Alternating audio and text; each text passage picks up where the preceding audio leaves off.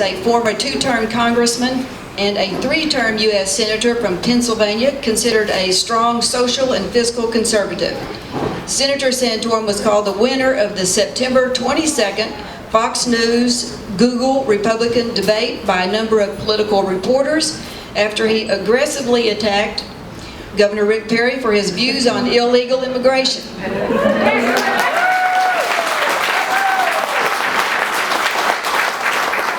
Since 2001, when the law was passed in Texas, 22,697 students here illegally have attended Texas colleges and universities.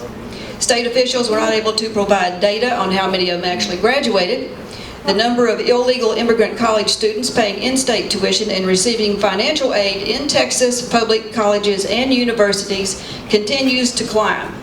According to state higher education records, Texas awarded about $33.6 million in state and institutional financial aid to illegal alien students between fall 2004 and summer of 2008. During the 2009 fall semester, 8,406 students were enrolled at community and technical schools, 303,725 at public universities. Each seat filled by an illegal alien is not being filled by someone from the state of Texas, here legally.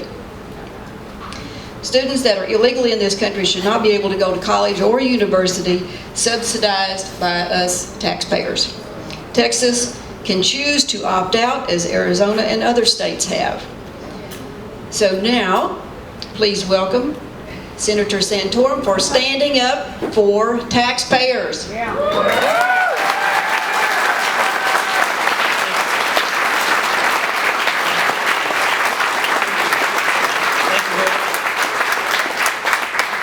Thank you very much, Maria. It's great to be here. I'm sorry for being a few minutes late. I've been on a pretty tight schedule. I left this morning from Washington, D.C. Yesterday was the Value Voter Summit.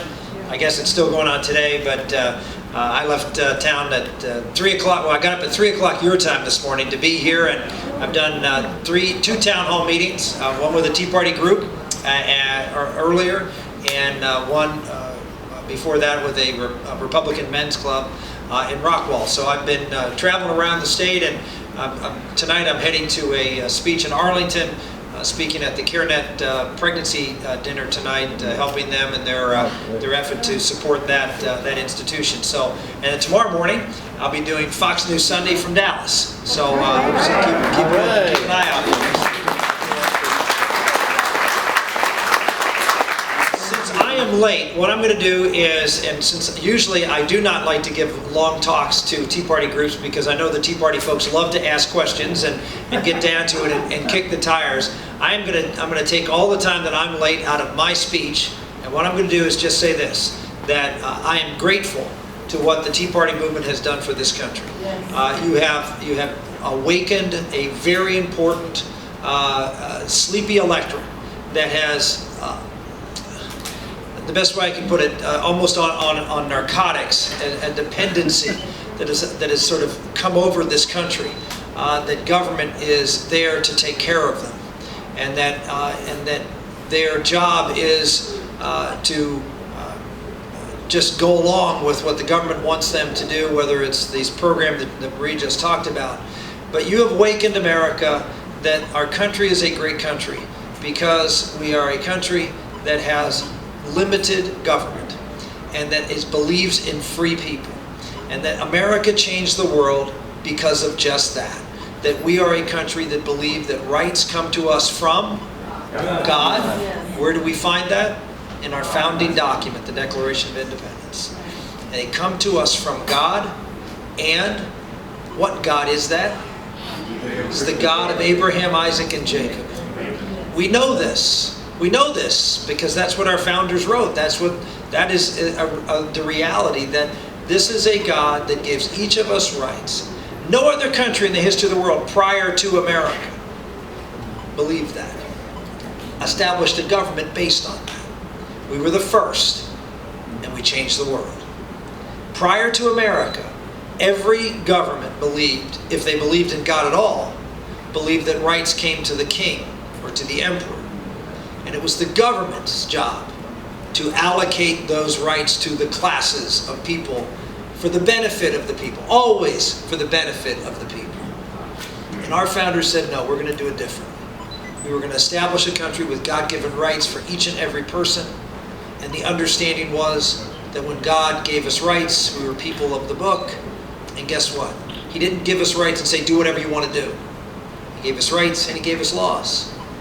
Laws that can be revealed through his faith and through nature. Nature and nature's God. That's what our founding document also said. So it can be revealed what the truth is through God, through faith, and also through reason. It is accessible to all. Nature and nature's God.